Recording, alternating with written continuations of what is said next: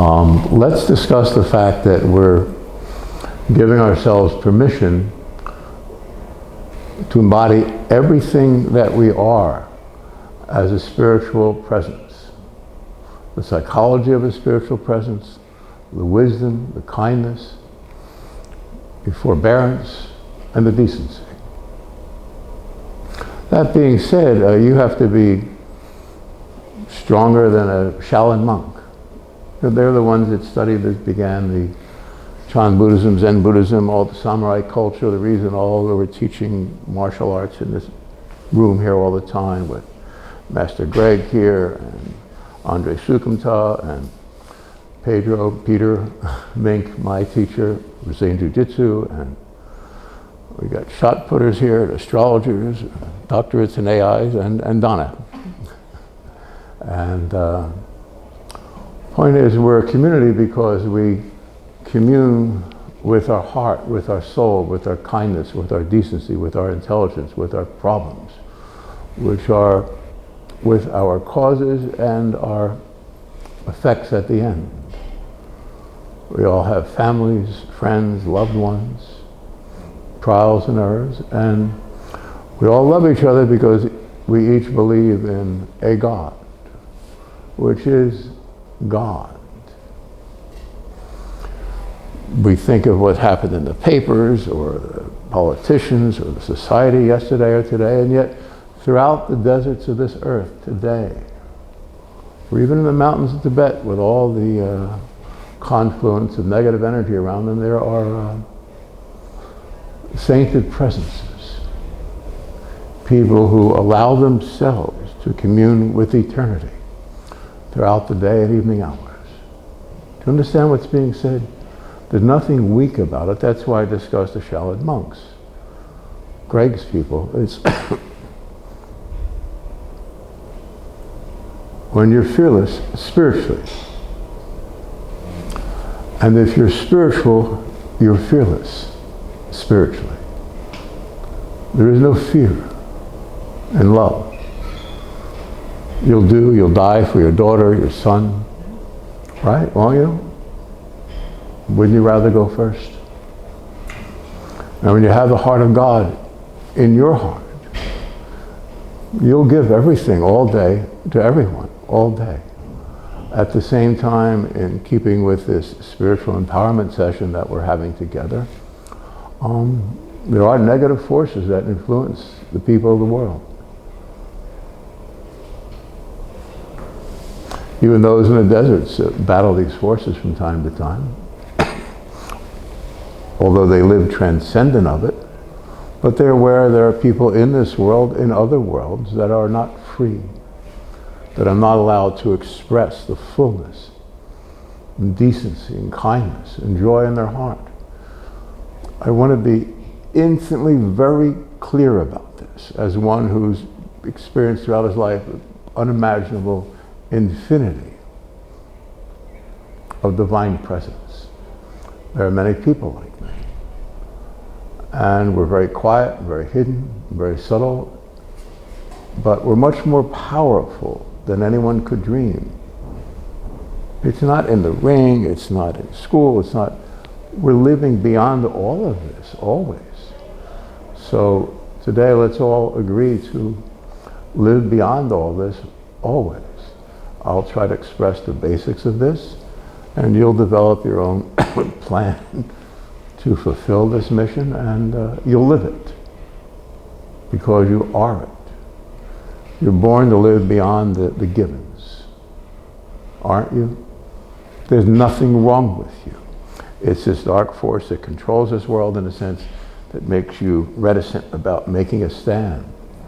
And the individuals that do make a stand are generally not worthy, right?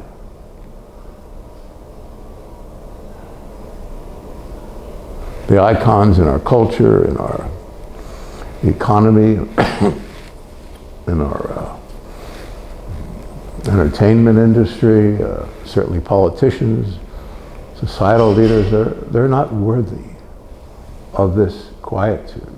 They're not part of it.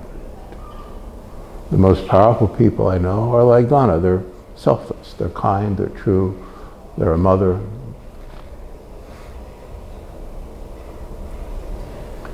In and of that, I'm saying this with the grace of God through it. My mom certainly had that. Greg's whole family has that. And you're conscious of it, but you can never really express quietude, the simplicity of the kind of happiness that you share with eternity. It's often been called illumination, spiritual enlightenment, nirvikalpa samadhi in Sanskrit, the beatific vision, the vision of God. Most of all, and first of all, for today, it is the vision of you. There's nothing wrong with you. Your spiritual presence. It's not that you won't die. No one ever died. We are a consciousness, not a body. That's why those who live in the desert are just sit quietly all day. They're not their body. They'll keep this thing alive. They'll do whatever kind of exercise necessary. They'll make sure their diet is adequate. And when it's not, they'll live beyond it. There are many, many instances you'll find in the Orient, mostly, because they're preserved, the bodies of monks, lamas, teachers, yogis that have lived hundreds of years. Their bodies have remained. You'll find their remains kind of leathery, but mostly intact. And they're not going to bring it on a road show. It's just, if you're there and you're part of the community, as I've been, you'll see things that quite wonderful. You know why? Because they're yours, because they're you, because they're ours, because they're his, because you are him. You are God, the goddess of light, the God of immortality. It's a consciousness. We all have these interspersed with everything else in life. We've all had visions. Even the bad people in the world have had visions of God and so on, because God doesn't stop being God. Though people are quite devilish in their ways, aren't they? And I'm not just saying don't be devilish in your ways or to condemn those that are awkward or have ill-conceived plans or ideas about existence. I'm saying empower yourself for the rest of this seeming incarnation, which will disappear as soon as you have this wisdom instilled within you, that you're transcendent of it all, that you're going to allow your soul to exist 100% while in this world. And we've never let ourselves do that, have we? Because of contrition, we're contrite, we're caring, we don't want to insult anyone else. We feel people's thoughts. As soon as we want to come out of ourselves, we feel someone's thought and we go back in, because, not because there's something wrong with us, it's a judgment on us, because the thinking mind is the first thing you transcend in spirituality and higher consciousness, in your awakening. There are many disciplines to transcend the thinking mind. Bodhidharma, Greg's people, 1600 years ago, simply sat in front of a wall. He was already illumined. He's the man that brought Buddhism from India to China, started the Shaolin temples, and so on and so on. And it's a consciousness that he represented, enlightenment. So all the Buddhist monks, or the lamas, or the yogis, or the wise people, the Sufis, I spent time with them 30 years ago, I guess, and the mystics, the Hebrew mystics in the deserts, and all the mystics in the deserts around the world. There have always been these people of higher awareness. And today you're going to allow yourself to stand up in a long line of succession of the saintly, the kindly, the decent, and the true. We're going to honor the God within us 1,000% from this day forward, aren't we?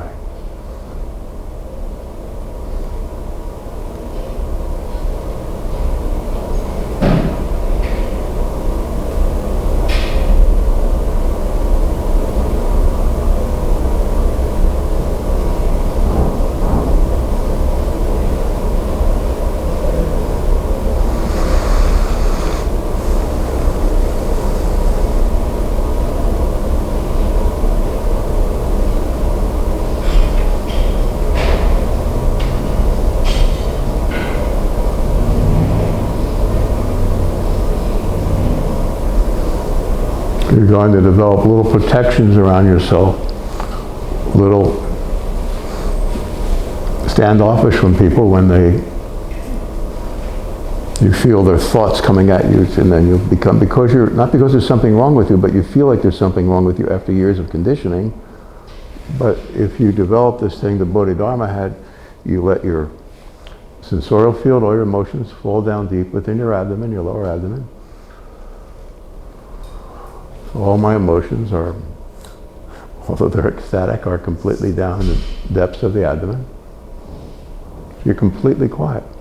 And then the thinking mind can still go, it's just looking for something out of whack. It is the devil.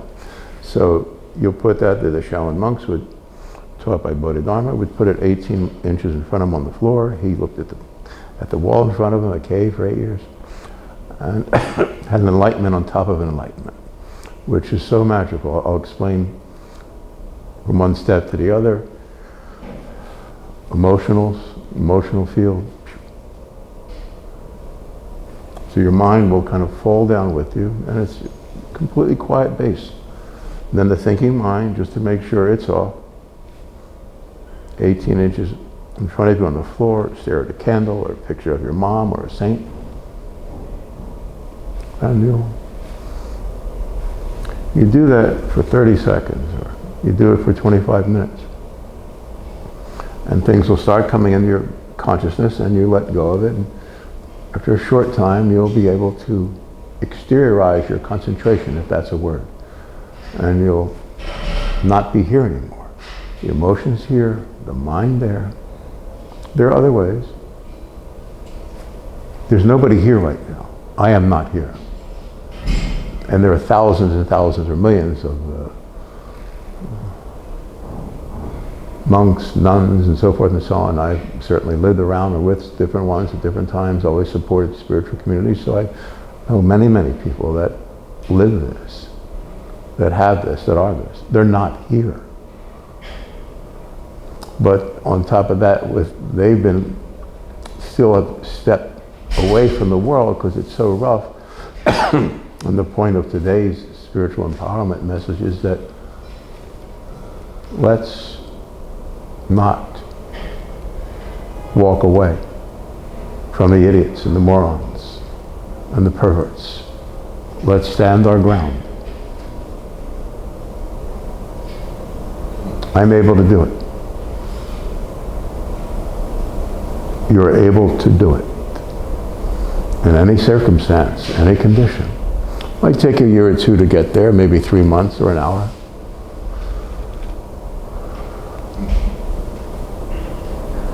So first of all, you have the basics, and you'll feel so much divine presence every day. I can't move many hours of every day, and when I'm around people, I'm amazed because someone in this condition should not be around people. They're often off on a mountain retreat somewhere. And when I've had that opportunity in my life for a couple of years at a time, here and there during my life, I just disappear into it. And it's wonderful. But you know you're only staying there for a while to get the future downloaded.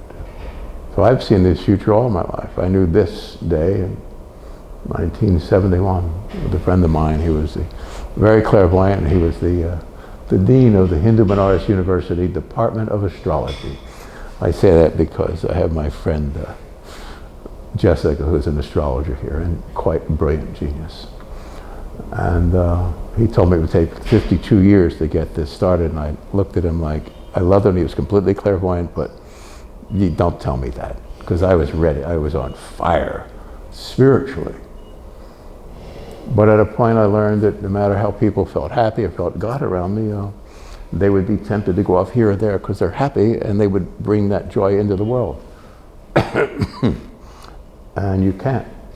You have to be this, and in the world, and you'll transcend the world. And I've known for many, many, many years of my life, 55 years, that by the time there are 30 to 60 million of us, the world won't be the world anymore.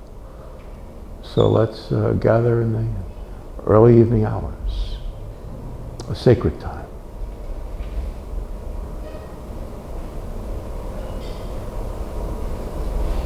Quiet. Turn everything off. Drift unto the endless and the blue. There is a spiritual you. We're going to allow ourselves to live that existence in this world. And the dark forces are not physical beings. That's the trick. Or is it some evil, murder or something? I've dealt with people. Last night I dealt with someone. I cleared up a whole circumstance. I'm not going to go into it. Excuse my allergies. You can communicate with anyone in any circumstance. And then the vileness, the crudity of it. You can protect those around you, your neighbors, your friends, especially your family. And you can instruct the young with the old ways, the good ways, the true ways. We honor our mom and our dad, our brother, our sister, and our friend. It's not us honoring, it's God honoring God. We are God's presence. I have different friends who do not believe in God because they've been hurt or this. It's not the God of the human mind in the world. That's not God. You won't find God in buildings made of wood or stone. You'll feel the divine presence, certainly in my bar mitzvah or many different places in church, Catholic church, rituals. You feel the divine presence, but it's not that he's here, he's behind the ark. It's everywhere, and that's what the mystics tell us. And that's what's being said. Be a mystic, and be a man, and be a lady. And don't take no for an answer. You demand a yes from all the evil ones, from Satan, from the vileness of this world and all the vile people. You'll overcome them in your thought, in your heart, in your soul. You will live Godness. You are Godness. You're upright, you're true. You're kind, you're forbearing, you're forgiving, you're decent. You comprehend everything, don't you? Today, we're going to begin to be ourselves in public. It's a force, different people. I go down to the pool, and I can't stand people there, and I just have to turn this on that I don't like to do, and I overcome everything. Or with my buddy, my martial arts teachers, we'll go places and there's no fear because it's a certain kind of place that you're transcendent of fear, but spiritually, you're not even here, and you realize the whole thing is one force, one being. It's the face of Satan, the whole world. And if you can comprehend what I'm saying now and find a way to comfortably confront it, you have to confront. I spent years with friends of mine that they call it a confront. You look at each other and you very quietly, and there are many different disciplines that do this. Find one that works for you. But if you just practice looking at a wall, you see what I'm saying? Stereoize out of this thing. I'm talking to spiritual people. We don't think we're our body. We know we're not. When you're in love, boom, you're not. When you look at the eyes of your child, you're not a body. You're in love with golden clouds in the early evening and the sunrise in the morning, aren't you?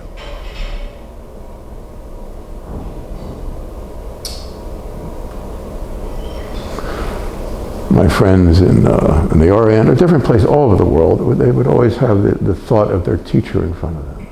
And it's not like the person at all, it's they've got a blessing from the teacher, and then they feel that presence.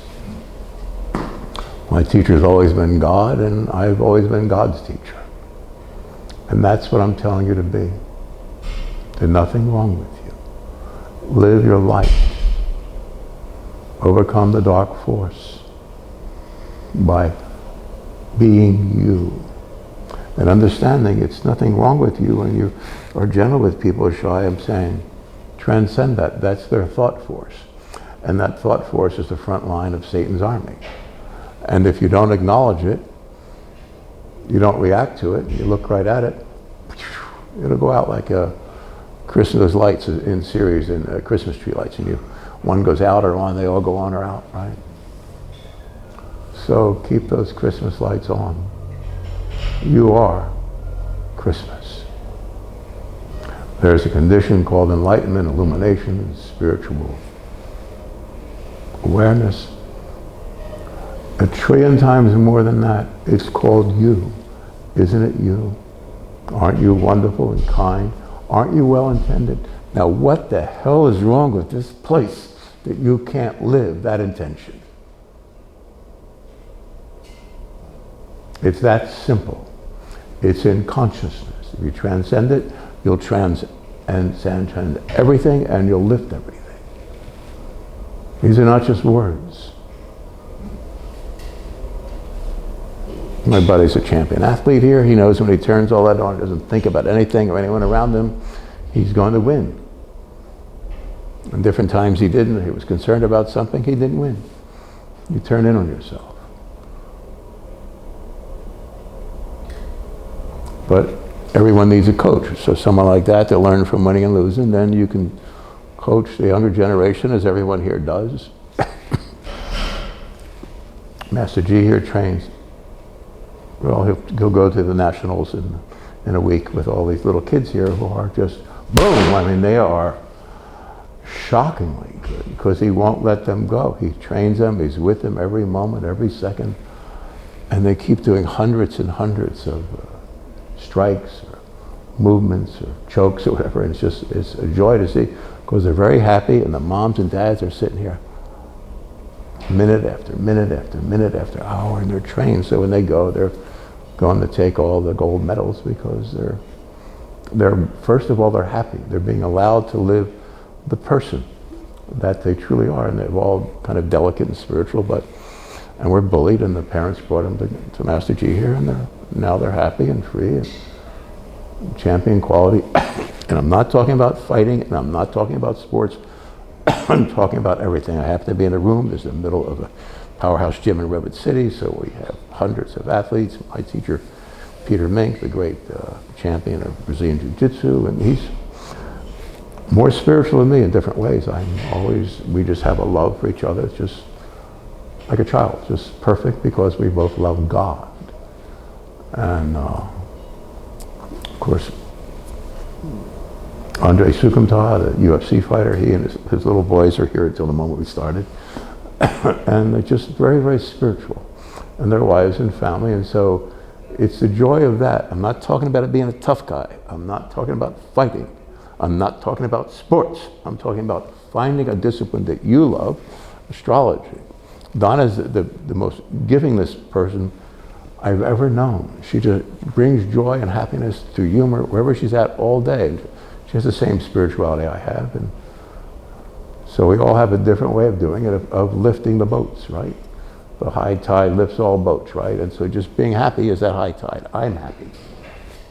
And I also have many different techniques I've utilized over the years to work with people, and and that's because no one's going to be where I am unless I enforce this today, and I enforce this today. I have that power. I give that power to you. I have God. I give that to you. You give that to those you love. It's time to end the madness, the silliness, the reprehensible behavior and thought stream of the idiots that are simply tools of the dark force. And if you know that and you look through them at the devil right in the eye, it's not a tough guy thing, or it's so quiet. You'll train yourself to be more sensitive, more aware, more quiet. Like the samurai, they'd have to learn flower arranging, and gardening, and painting. Because it's a fuller spiritual consciousness. That's what Bodhidharma did, was empowered monks. They weren't tough guys, and now to this day they're the best fighters in the world, and because they're trained over and over, and it just takes you beyond the fears of the everyday. And there's no hate or anger in it. It's not revenge. You learn every moment, and if you do it that way, the way Greg instills it with his people. His son's the amateur world champion at the Dragon House. We all went up last year, and it was very beautiful because everyone loves him, and he's a good kid, and he's just sweet. He doesn't go home and party. He goes home and does painting. Sweet little boy to this day. 27. Just a sweet little boy, and he's like Andrei Sukumtal. They're muscular. They're not flesh and blood anymore. The muscles are like some kind of compacted leather, but they're good, decent, kind people. That's one way of expressing your soul.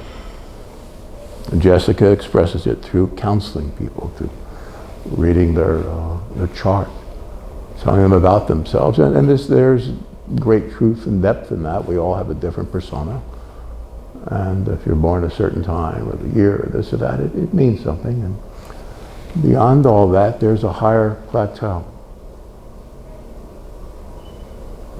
And you can express it differently, so at that plateau you can be a Cancer or an Aries.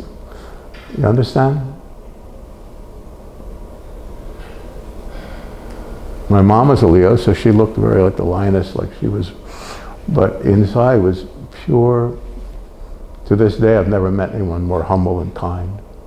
And that's not because she's my mom, but we should honor our mom that way universally, because imagine what she went through to bring us up, because we all have a case. We all have weird complications. I get stuff every day hitting me like, what the hell?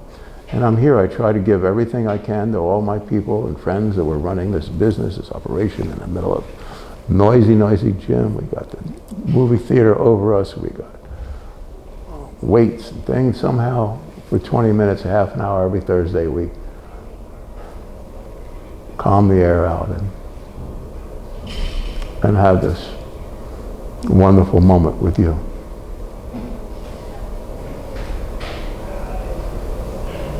This won't end. This is a spiritual empowerment. You heard it, you feel it, you sense it, and it's you. And you'll give it to those you love and care for and respect and honor. And sometimes to those you don't, for reasons beyond you, but you know it's right. I work with people that are just creepy. And you don't know, 12 years later, they can go through hell sometimes. Thinking one guy in particular, and he lost this and that and the other, and then when he finally saw me, he ran up hugging me, "Mister, where you been?" I'm like, "Oh, I didn't know," because you go through different things. It's very complex. You need a Jessica to read your rhythm of your life, to discern where and how it happened and what. Go over your case. Write down the 10 things in your life that have destroyed you.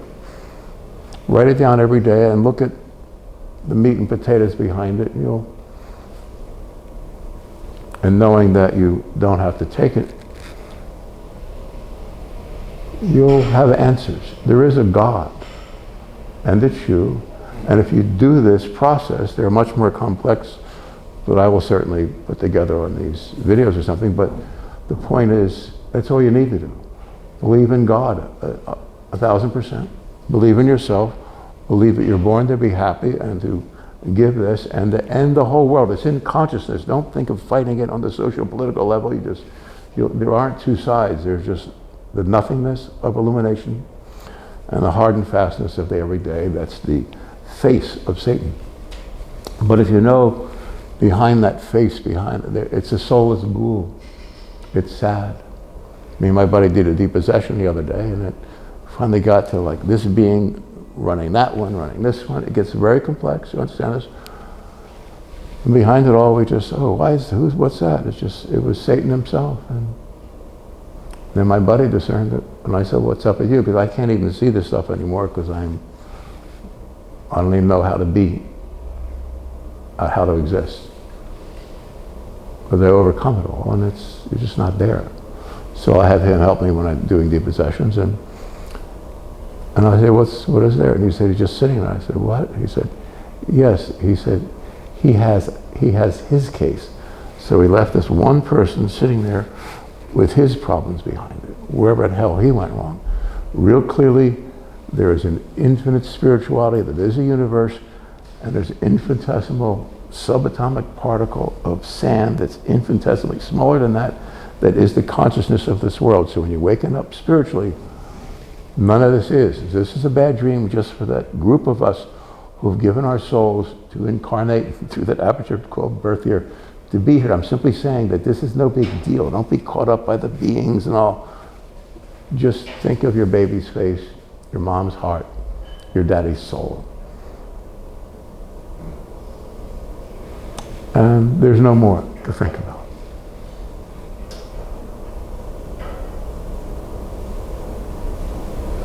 I give you all the power of my Father God. It's not my power. And you're God. And you'll give it. In other words, all these thoughts about religion, whatever, sex, of this, S-E-C-T-S, it's like, there's only God. Every pure mystic in the deserts out there, or every holy being, or every mom and dad, when they see their baby, they know that's why I'm born. I mean, that's why I live. And then you change after that. You're not tempted to do this or that. And if you are, like, look at Satan in the face and say, what's wrong with you? And enough of us do that, he'll be ashamed and walk away. This won't have to be anymore, and that's how the world's going to end. Not with a bang, but with a whimper, and then he'll walk away and disappear back into the light. Again, this had to happen somewhere in the infinite universe of God. I'm being very honest. It's my experience all my life, and this is what it is. Talk to any spiritual person you know. Remember all the graces you felt from God and all the beautiful times you had, and most of you are very spiritual, and you understand what's being said. Don't be taken in by the idiots. Don't worry about your bank account or your phone or not phone. Don't worry if we live or die. Understand, don't worry if you live or die. I've lived under those horrible circumstances with death all around you and so forth and so on, great violence. And if you're spiritual, you get it all. You're more aware than ever. Nothing like that should ever be, and that's why this empowerment is happening today. We have to end all the violence, and it begins in our own consciousness. If you end it in your own consciousness, God will look out from your eyes, speak from your heart, be felt in every footstep. You are a miracle. You are remarkable. You gave your soul's existence in eternity up to drop into this place, to discern what it is, and now to walk through it and end it. So sit down, Satan. Why are you so lost? And you're not really talking to anyone that's there because it's really an apparition, you know what I'm saying? So you kind of lightly, you say it so lightly. And not even say it, it's just not even a whisper. Satan fears one righteous person more than 1,000 blind believers.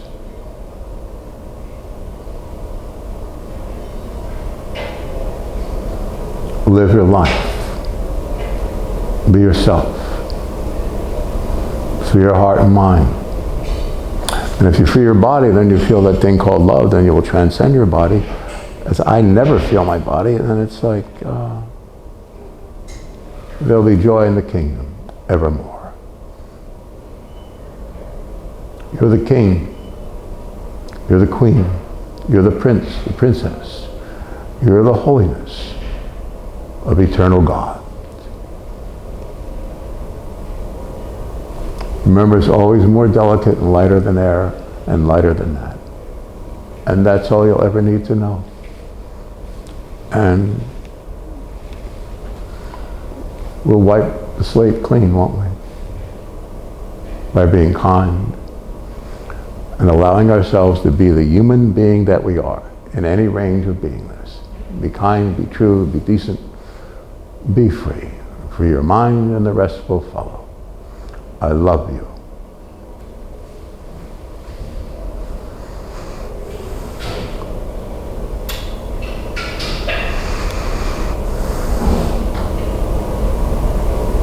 Let yourself be special. Amen. God bless you. Thank you, sir.